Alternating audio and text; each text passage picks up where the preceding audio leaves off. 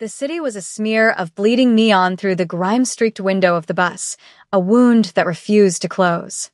Each streetlight that flashed across my face felt like an accusation, another spotlight in the vast, dark stage of my escape. My heart was a frantic bird beating against the cage of my ribs, its rhythm a desperate staccato against the dull drone of the engine. In my hand, my phone was a block of ice, a conduit for the poison that had chased me out of my own life. It vibrated again, relentless, sickening tremor that shot up my arm. I didn't need to look at the screen. I knew the words were a variation on a theme, a twisted sonata of obsession Julian had been composing for years. "Where are you, Amara? You can't just leave." I'm wedded. The lie of it was the most chilling part, that fake concern draped over a core of pure, unyielding control. My thumb hovered over the power button, a tiny rebellion I couldn't yet afford. He needed to think I was still reachable, still a ghost he could grasp at. To disappear entirely would be to declare a war I wasn't yet equipped to fight. My reflection in the dark glass was a stranger's, a woman with eyes too wide and a pallor that drank the color from her deep brown skin. I was Amara, 26 years old, and I was running from a man who believed my heartbeat belonged to him. The memory of his voice, low and laced with a terrifying calm as he told me what would happen if I ever left, was a physical thing, coiling in my gut. "I will find you. There is no place on this earth you can go where I won't find you." The bus hissed to a stop, jolting me from the paralysis of memory. This was it. The address I'd picked at random from a list of boutique hotels, chosen for its sterile name and promise of anonymity. The Black Swan. It sounded like a place where one could simply vanish. I clutched the worn strap of my single bag, a pathetic summary of a life hastily packed, and stepped out into the biting night air. The hotel loomed before me, a monolith of dark glass and steel, its entrance a small, discreet slash of warm, golden light. It was imposing, almost intimidating, but it was also solid. It was a fortress. And tonight, that was all I needed. The transition from the chaotic chill of the street to the lobby of the Black Swan was so abrupt it was dizzying, like stepping into another dimension. The air inside was still and warm, scented with something clean and woody, like cedar and old books. There was no noise, only a profound, enveloping silence that seemed to absorb the frantic pulse in my ears. The design was minimalist yet opulent, a landscape of dark wood, brushed metal, and deep, charcoal-colored furniture. It was a space designed for quiet contemplation, for secrets to be kept. And behind a sprawling, polished black marble desk stood a man who seemed to be the living embodiment of the hotel itself. He was tall and impeccably dressed in a tailored black suit and a crisp white collared shirt that seemed molded to the lean lines of his body. His black hair was styled with a precise, almost severe part, and his face was a collection of sharp, handsome angles. He wasn't looking at me, but I felt his awareness, a kind of gravitational pull that centered the entire room on him. As I approached the desk, his gaze lifted, and his eyes, dark and intelligent, met mine. They missed nothing. I knew in an instant that he saw the tremor in my hands, the wildness in my eyes. He saw the story of my flight written all over me. I expected a question, a hint of suspicion, but his expression remained unreadable, a mask of calm professionalism. A young woman at the far end of the desk hurried over, but he gave a subtle, almost imperceptible shake of his head, and she retreated with a flicker of fear in her eyes. He would handle this himself. Checking in, his voice was deep and smooth, a low baritone that held no judgment, only a quiet authority. I could only nod, my own voice a prisoner in my throat. He pushed the terminal towards me, without a word. As I shakily inserted my card, I watched him. This man was no mere concierge. He moved with an economy of motion that spoke of immense control, a stark and dizzying contrast to the chaotic, explosive energy of Julian. His name, according to the small, discreet plaque on the desk, was Dae-hyun Park. The key card he placed in my hand felt heavy, like a promise. As I turned to leave, his voice stopped me. "Welcome to the Black Swan," he said, the words simple, yet they landed with a strange weight. "We value the privacy of our guests above all else." It felt less like a platitude and more like a statement of fact, a carefully worded vow from a man who understood the need for secrets. The suite was vast, silent, and immaculate, an extension of the lobby's soul. Floor-to-ceiling windows revealed a panoramic view of the city's glittering sprawl, a universe away from the dingy apartment I had just fled. The bed was a cloud of white linens, and the air was still and clean. For the first time in what felt like an eternity, I could breathe. I dropped my bag and slid the deadbolt and chain on the heavy door. The solid, metallic clicks were the most beautiful sounds I had ever heard. I was safe. The thought was so overwhelming that my knees buckled, and I slid down the door to the floor, finally letting the tremors take over. But safety is a fragile illusion. Just as relief began to wash over me, my phone, which I'd placed on a table, began to buzz furiously. It was the tantrum of a thwarted king. I crawled towards it, my heart resuming its frantic rhythm. The screen was a nightmare of Julian's making. Amara, pick up the phone. Now. A dozen missed calls. The messages started with feigned love, then turned to guilt, and finally, the unveiled threat I knew so well. You really think you can hide from me? You belong to me, Amara. A little game of hide and seek won't change that. Each word was a digital chain, pulling me back into the darkness. I trembled as I finally did it. I blocked his number. The silence that followed was deafening, more terrifying than the buzzing. And then, a sharp, sudden knock echoed from the other side of the door. My blood turned to ice. It was impossible. He couldn't have found me this fast. My entire world shrank to the space between my ear and the polished wood of the door. It had to be him. I squeezed my eyes shut, picturing his charming smile that never reached his cold eyes. The knock wasn't frantic. It was measured, patient. It was the knock of someone who knew I was in here. A voice cut through the silence, and my heart stopped. It wasn't Julian. Miss Hale? The voice was the deep, calm baritone from the front desk. Dae-hyun Park.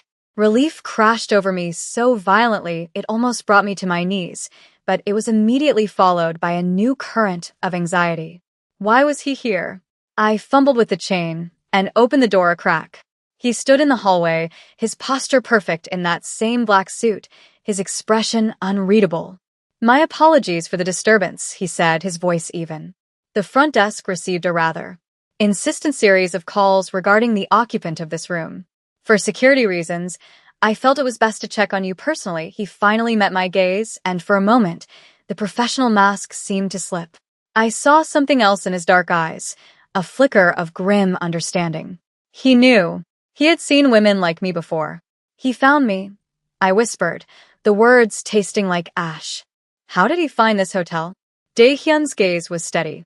He hasn't, he stated, the certainty in his tone a strange comfort. He is simply casting a wide net, calling every hotel of a certain caliber. It is a predictable pattern for a man like that, a man like that. The simple phrase validated everything. What do I do? The question was a plea. He was silent for a long moment, his eyes scanning my face, as if weighing my soul. You will do nothing, he said, the words a soft command. My staff will handle all incoming calls. Your name will be removed from the guest registry. As of this moment, this room is unlisted. No one will contact you again unless you wish it. The offer hung in the air, a shield forged from his quiet authority. A part of me screamed that it was a trap, but as I looked at Dae-hyun Park, at the unnerving clarity in his eyes, I saw no deception. He wasn't offering pity. He was offering a tactical solution. Why? The word escaped me. Why are you doing this? A flicker of something I couldn't decipher passed through his expression. Let's just say, he replied, his voice a low murmur, that I have a personal dislike for bullies. He held out a sleek, black burner phone. This is for you. It is secure and untraceable. The only number programmed into it is for my personal assistant. If you need anything, you use this. Your old phone is a liability. It's a tracking device you're paying for. I stared at the phone, then back at him. He wasn't just giving me a room. He was giving me armor. I took the phone, my fingers brushing against his. His skin was cool, his hands steady. Thank you, I said, my voice firm, imbued with a sliver of the strength he seemed to be lending me. He gave a slight, formal bow. Get some rest, Miss Hale. You are safe here. He turned and walked away, his footsteps silent on the thick carpet. I closed the door, bolting it once more. Following his advice, I powered down my old phone, and as the screen went black, it felt like I was finally, truly, cutting the cord. The first few days were a blur of sleep and silence. On the fourth day, I found the hotel library, a temple of dark wood and leather armchairs. I chose a book of poetry and settled into a secluded corner. I don't know how long he was there before I noticed him. Dae-hyun was standing near a far bookshelf, out of his suit for the first time, dressed in dark trousers and a soft, charcoal gray cashmere sweater that made him seem younger, more approachable. He held a glass of amber liquid, which he swirled gently. He walked over and took the armchair opposite mine. "Neruda," he said, nodding towards the book in my lap. "A man who understood longing." I closed the book. "He understood that love could be a battlefield," I countered. A ghost of a smile touched his lips. "All of the most important things are," he looked at me, his gaze softening from professional assessment to something more personal. "You look better. There is color in your cheeks." The simple observation felt more intimate than any compliment. "It's the silence," I admitted. I'd forgotten what it sounded like. He nodded, taking a slow sip of his drink. "What did you love to do, Amara, before you had to fight so hard to simply exist?" The question, the use of my first name, caught me off guard. I painted," I said, the memory feeling like it belonged to another woman. "Landscapes. Big, messy, colorful things." He smiled, a real smile this time. It changed his entire face. "I would like to see them someday." In his presence, I felt the foundations of my own fortress beginning to take shape, and for the first time, I wondered if I might want to build a door in one of the walls. The new phone chimed a day later. "There is a laptop on the desk in the study. Second door on the right. It is secure. Use it as you see fit." I fell into a new rhythm, spending my days in that quiet, masculine study, methodically erasing myself. I closed bank accounts, deleted social media, dismantling the digital ghost of Amara Hale. One evening, he appeared in the doorway as I was hunched over the keyboard. He didn't knock, just stood there holding a tray with 2 bowls of steaming soup and a pot of tea.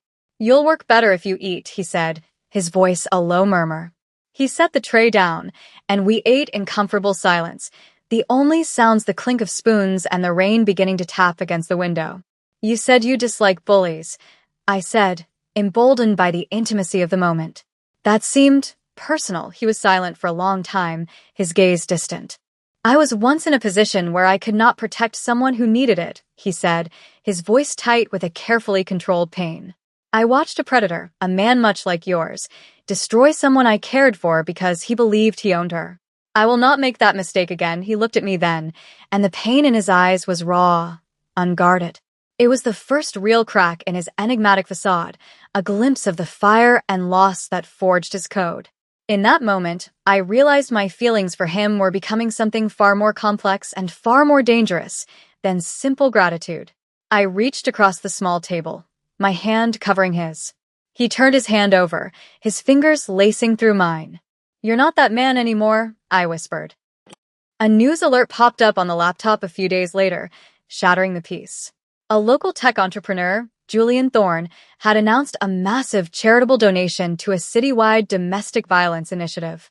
There he was, smiling his perfect, predatory smile, shaking hands with the mayor. He was laundering his reputation, painting himself as a savior while hunting me. Panic, cold and sharp, pierced through my new armor. He was an institution. How could I ever fight that? My hands trembled as I picked up the black phone. "Dae-hyun," I said, my voice shaking. "I need you," he simply said. "My office. Top floor. Now." When I walked in, he was standing by his own floor-to-ceiling window, the laptop open on his desk displaying the same news story. He turned, his eyes dark with a controlled fury that seemed to emanate from him in waves. This was the cold, calculating rage of a man whose sanctuary had been breached. But when his eyes landed on me, the rage softened into fierce concern. "Amara," he said, his voice low. He crossed the room in a few long strides and took my face in his hands, his thumbs gently brushing my cheeks. "Breathe." I leaned into his touch, drawing strength from his steadiness. "He's making himself untouchable," I said. He's building a public fortress. Daehyun's gaze was unwavering, his anger now focused, sharpened to a razor's edge. Then we won't attack the fortress, he replied, a chillingly calm smile gracing his lips. We will let him invite the enemy within its walls.